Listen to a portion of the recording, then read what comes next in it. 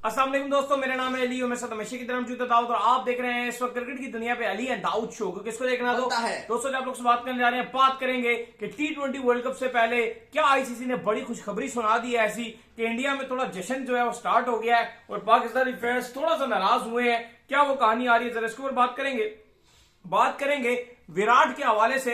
विराट को मिला है बड़ा एजाज सेमीफाइनल से पहले, ये कितना कॉन्फिडेंस इनको देगा इसके ऊपर बात करेंगे। और बात करेंगे कि इस वक्त जो ऑस्ट्रेलिया में क्या हो रहा है, बाबू भैया कहां कहां प्रैक्टिसें जारी हैं, कहां कहां क्या कुछ हो रहा है, जरा इसके ऊपर भी बात करेंगे। तो अगर आप आए हमारे चैनल पर नए और पहली दफा आए तो चैनल को लाजमी सब्सक्राइब कर लें और साथ ही बेल आइकन बजाना।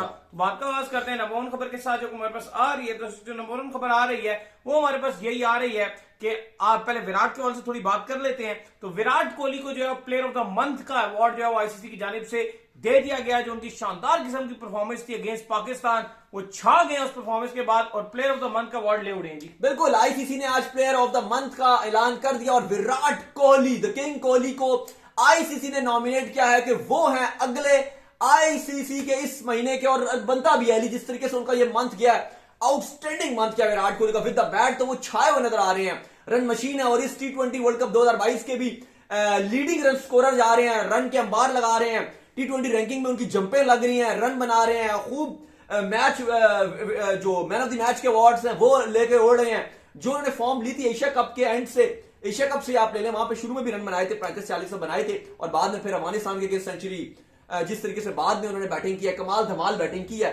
और वर्ल्ड कप में भी उनकी फॉर्म चलती रही है, वर्ल्ड कप से भी पहले भी सीरीज चल रही थी, वहां भी रन बनाते रहे हैं। तो विराट कोहली छा गए और प्लेयर ऑफ द मंथ का अवार्ड ले लिया उन्होंने। नहीं, ले गए हैं बिल्कुल, प्लेयर ऑफ द मंथ का अवार्ड जो है वो विराट के नाम हो गया। तो बहुत बड़ी बात है कि प्लेयर ऑफ द मंथ का अवार्ड जो है उन्होंने हासिल कर लिया है। ये उनको बड़ा कॉन्फिडेंस देगा सेमीफाइनल में जाने के लिए और फैंस भी उनके जो है बड़ा खुश हैं कि विराट जो है बड़े लंबे से रन बनाए वर्ल्ड कप में। सोच नहीं रहा था कि विराट जो है वो एशिया कप से लेकर जो है एशिया कप जब इंडिया बाहर होगा उसके बाद फॉर्म में आए, एशिया कप में भी उन्होंने रन बनाए, लेकिन वर्ल्ड कप में इतना करामत साबित हो जाएंगे। नहीं, किसी ने ऐसा सोचा नहीं था कि इतनी फॉर्म में आएगा। लेकिन एक बात थी, ये तो था कि ऑस्ट्रेलिया में विराट कोहली अच्छा करते हैं, क्योंकि जब आपको याद होगा धोनी ने कप्तानी छोड़ी थी टेस्ट की भी, उस साल भी जब टेस्ट सीरीज चल रही थी इंडिया और ऑस्ट्रेलिया की, तो वहां भी विराट रन पे रन बना रहे थे। लेकिन अभी बात यह आ गई थी जो आप बात कर रहे हैं कि विराट की फॉर्म पीछे डाउन हुई थी, लेकिन फिर विराट ने जो फॉर्म पकड़ी है और फिर एशिया कप में जिस तरीके से सेंचुरी स्कोर की T20 में, देखो ये T20 बड़ा मुश्किल फॉर्मेट है, लोग कहते हैं बड़ा आसान फॉर्मेट है, लेकिन कहीं ना कहीं अगर इसमें आपकी फॉर्म चली जाए ना तो फिर आपकी फॉर्म आना भी बड़ी मुश्किल हो जाती है, स्पेशली बैटर्स के लिए।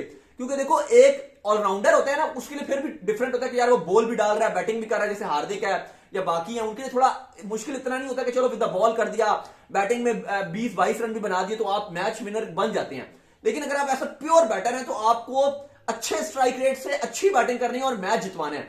और फॉर्म नहीं है ना, अगर आपको जैसे बाबर का भी चल रहा है, फॉर्म नहीं है अभी, थोड़ा सा वो टाइम लेती है, 15 बॉलें होगी, जैसे कल वो मैच हो रहा था आपका बांग्लादेश का, अब बाबर में थोड़ा सा टाइम मिलिए, 14-15 बॉलें होगी, 7-8 रन हो गया जी। अगर ओडीआई होता तो शायद वो 15 बॉलें और भी खेल लेते, लेकिन दाऊद विराट ले लेते। विराट तो T20 में भी 15-20 बॉलें लेके इतनी फॉर्म वापस ले आते हैं। अब विराट की अच्छी बात यह कि उनके पास वो गेयर है ऐसा। अगर पाकिस्तान के अगेंस्ट जो मैच था कितना फंसे हुए थे, 25 बॉलें 11 रन, 12-13 रन था, 25 बॉलें 12-13 रन से फंसा हुआ खिलाड़ी कहां से कहां ले गया। फिर एंड में आखिरी 20-22 बॉलों में उसने 70 मार दिया, ऐसा लगा कोई वहां कुछ 65-70 मार दिया। तो वो जाहिर है वो विराट कोहली इस लेवल के प्लेयर है, जिस तरीके से उन्होंने 8 बॉल में 28 चेस किया, वो थोड़ा डिफरेंट प्लेयर है विराट कोहली, और यही एक उसको अलग बनाती है। और अभी उसकी बर्थडे भी आई थी, उन्होंने कहा है खैर मैं नेक्स्ट संडे को केक काटना चाहता हूं, अब ये तो वक्त बताएगा कि इंग्लैंड और इंडिया में से कौन जीता और पाकिस्तान और न्यूजीलैंड में से कौन जीतेगा, और मे भी एमसीजी में आपको बिग फाइनल देखने को मिल जाए। लेकिन अली साहब, बिग फाइनल से पहले भारत के लिए कुछ खुशखबरियां आ रही हैं और आज इंडिया टीम पहले से जश्न मना रहा है, और उसकी वजह आईसीसी ने आज ऑफिशियली तौर पर जो है अंपायर पैनल्स का जो ऐलान कर दिया है, जो कि कुछ अंपायर पाकिस्तान के सेमीफाइनल में आपको अंपायरिंग करते हुए नजर आएंगे बुध के दिन, और कुछ अंपायर जो है वो आपको जुमरात के दिन जो है वो अंपायरिंग करते हुए नजर आएंगे, जिसमें ऑस्ट्रेलिया का और ऑस्ट्रेलिया में होगा इंडिया और इंग्लैंड का मुकाबला। लेकिन आईसीसी ने बड़ी खुशखबरी सुनाई है इंडिया के लिए, क्योंकि इंडिया के लिए एक अंपायर बड़ी मनहूस साबित होते हैं जिनको आईसीसी ने नहीं रखा। अगर हमारे लिए एक बड़ी गम खबरी आ रही है, वो भी बात करेंगे पाकिस्तान के लिए क्यों ये आईसीसी ने फिर ऐसे कर दिया है। लेकिन अली साहब, आज जो खुशखबरी है वो ये है कि जो रिचर्ड कैटलबो है वो अंपायरिंग नहीं करेंगे, और वजह यह बनी है, वजह यह है कि आपको पता है कि वो इंग्लिश अंपायर हैं और इंग्लैंड के साथ मैच है, तो इसलिए ऐसा हुआ है कि वो अंपायरिंग नहीं कर रहे, वरना उन्होंने मेरे ख्याल से अंपायरिंग करते, वो ये अंपायर होते। तो अंपायर जो है इनका एक मसला ये भी है कि 2014 से ये इंडिया की अंपायरिंग कर रहे हैं, नजर आ रहे हैं, और ये इंडिया के लिए सेटबैक है। 2014 में नॉकआउट मैच था इंडिया का, इंडिया वो मतलब वहां पे आप देख ले क्या हुआ। फिर 2016 में वेस्ट इंडीज के साथ सेमीफाइनल इंडिया का, वो आप देख लें, फारिग हो गया। रिचर्ड कैटलबो अंपायर थे। 2017 की चैंपियंस ट्रॉफी का फाइनल यही अंपायर थे। 2019 का सेमीफाइनल अगेंस्ट न्यूजीलैंड रिचर्ड ही थे। फिर WTC का फाइनल इंडिया न्यूजीलैंड का, ये रिचर्ड ही थे। वो भी 2022 का T20 वर्ल्ड कप जो न्यूजीलैंड के साथ मैच था, इंडिया पाकिस्तान से हार कर आ रही थी, न्यूजीलैंड के साथ नॉकआउट मैच था, ये रिचर्ड ही वो भी थे। फिर हर में यही होते हैं, लेकिन इस बार ये किस्मत ये चली है क्योंकि इंग्लैंड के साथ मैच है इंडिया का, तो फिर ये अंपायरिंग कर नहीं सकते थे क्योंकि न्यूट्रल अंपायर होना रूल है, तो न्यूट्रल अंपायर रखने थे, इसलिए ये नहीं है। तो ये बड़ी एक इंडिया के लिए जो है वो खुशखबरी है।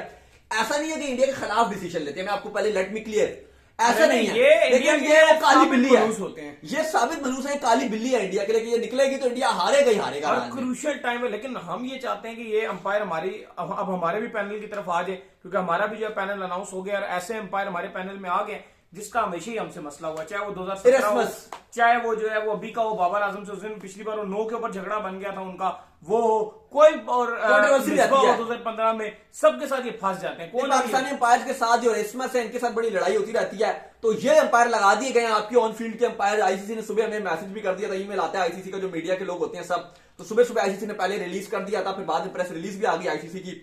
तो अली साहब एरेस्मस जो है वो आईसीसी ने कहा है वो आपकी अंपायरिंग करेंगे। रिचर्ड इलिंगवर्थ एक ये अंपायर होंगे, और जो इंडिया के वाले मलूस अंपायर हैं रिचर्ड कैटलबो, वो हमारे थर्ड अंपायर हैं, जो पाकिस्तान न्यूजीलैंड का है। मैं बल्कि चाह रहा था इनको थर्ड अंपायर क्यों बना दिया, एरेस्मस को थर्ड अंपायर बना देते और रिचर्ड कैटलबो को आप ऑन फील्ड अंपायर बना देते पाकिस्तान न्यूजीलैंड के मैच में, ये मुझे लगता है ज्यादा बेहतर होता। बिल्कुल। इसके अलावा फोर्थ अंपायर माइकल गॉफ होंगे पाकिस्तान और न्यूजीलैंड वाले में।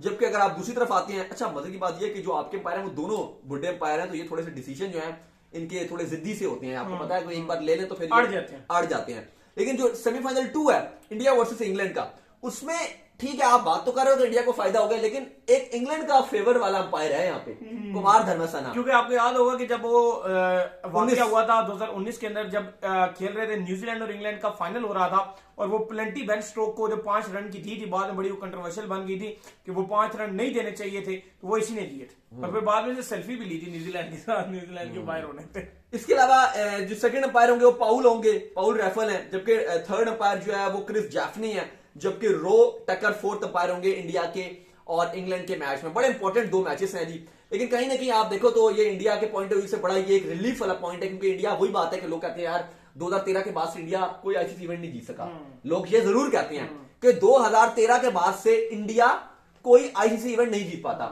लेकिन लोग ये नहीं कहते कि इंडिया के हर मैच में जो नॉकआउट मैच होता है, और जब इंडिया बाहर हुआ है तो उसमें रिचर्ड कैटलबो अंपायरिंग कर रहे होते हैं। हाँ, सही बात है। 2013 से अब तक लोग ये कहते हैं कि 2014 में इंडिया नहीं जीत सका, 15 में क्यों नहीं जीत सका, 16 में क्यों नहीं जीत सका, आपका ये 16 के बाद आपका 17 की चैंपियंस ट्रॉफी नहीं जीत सका, 19 का वर्ल्ड कप नहीं जीत सका, WTC नहीं जीत सका, 21 का T20 वर्ल्ड कप में कुछ नहीं किया।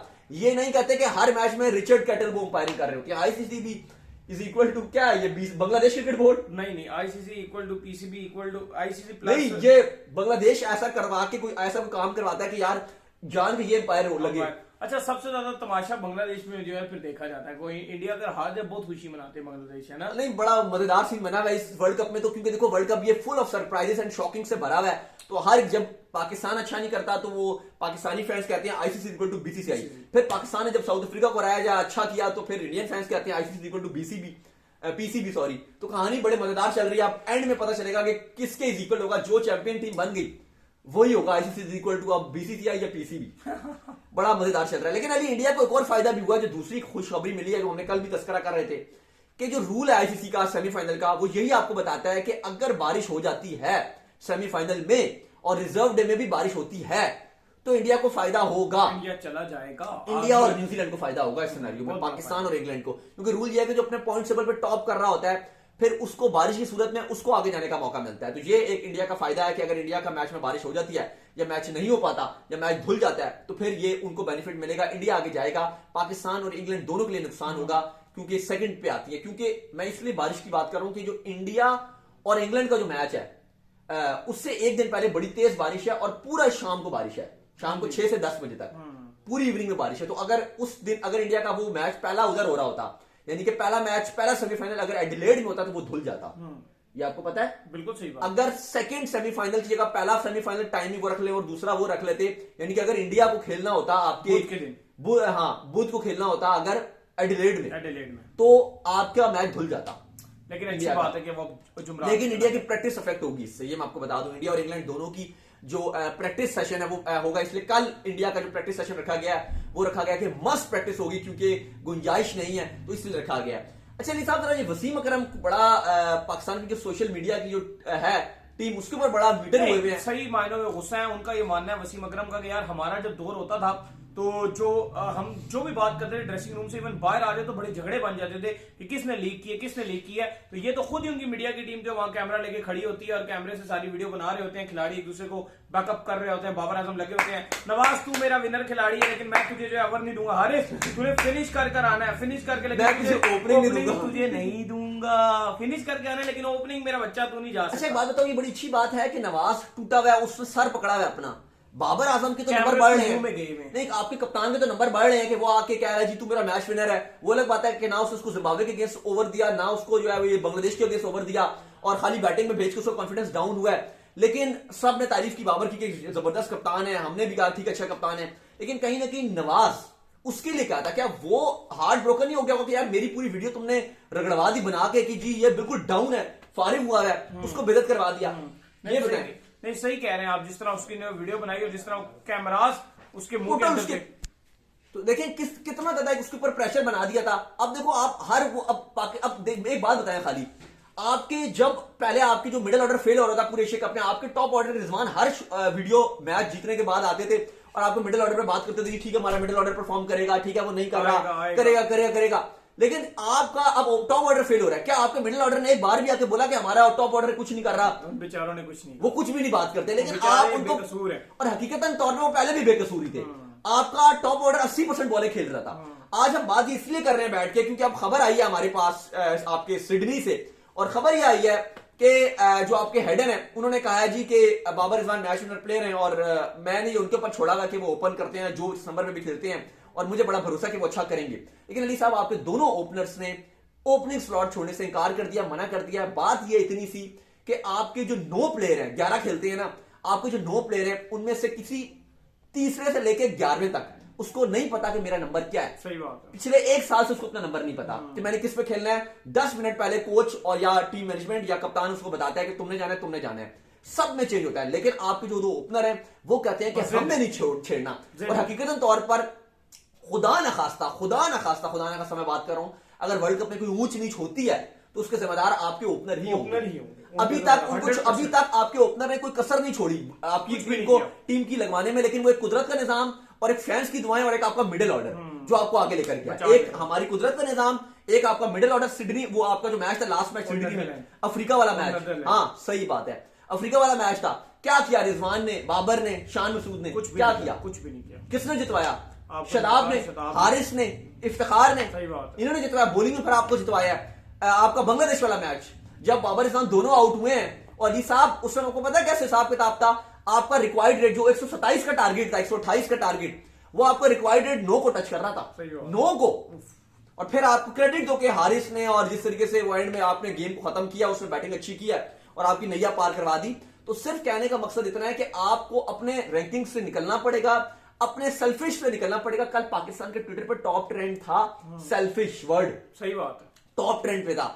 तो आज आपको डिसीजन लेना पड़ेगा कि न्यूजीलैंड के अगेंस्ट आपका मैच है तो बाबर रिजवान नंबर 3 पे आ जाए। कोई बड़ी बात नहीं है, कोई इसमें कोई आप कहने के पर्सनल वाली बात नहीं है। मुल्क सोचिए, वर्ल्ड कप सर पे खड़ा है, वर्ल्ड कप पाकिस्तान टीम आगे पीछे भाग रही है, वर्ल्ड कप इसके पीछे भाग रहा है। तो थोड़ा सा ये छोड़ें आप ये चीज और पॉजिटिव वे में सोचिए।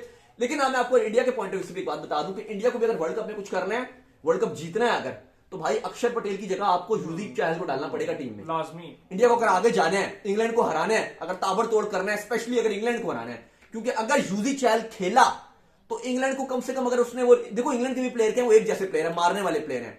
और अली साहब एडिलेड का विकेट थोड़ा स्लो है, एडिलेड में आपका चहल और अश्विन बहुत हैवी फायर वर्क कर सकते हैं। देखो एक जो अक्षर ने बैटिंग करनी है, शायद वो इतनी बैटिंग आपके लिए, अगर बाकियों ने ना, किसी ने, हार्दिक ने या सूर्या ने या विराट या रोहित या राहुल ना चले अगर, तो फिर आपको उसकी बैटिंग भी नहीं चाहिए।